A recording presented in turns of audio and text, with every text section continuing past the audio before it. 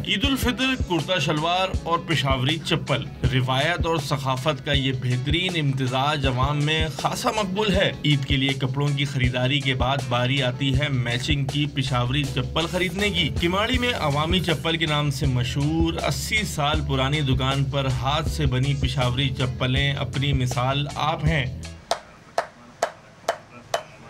पेशावरी चप्पलों में वैसे तो कई डिज़ाइन तैयार किए जाते हैं, लेकिन वज़ीर आज़म इमरान खान के ज़ेरे इस्तेमाल डिज़ाइन को खासी पज़िराई मिल रही है। पेशावरी चप्पलें 1600 से लेकर 3-4 हज़ार रुपए तक में ऑर्डर पर तैयार की जाती हैं। मशहूर भी है कप्तान चप्पल के उससे नाम से, तो ये पहनने में अच्छे भी लगते और कुर्ते शलवार के साथ स्टाइल भी अच्छा इनका बन जाता है। हमारे पास वैरायटी है, हर किस्म का है और अच्छा भी है और ख़ूबसूरत भी है।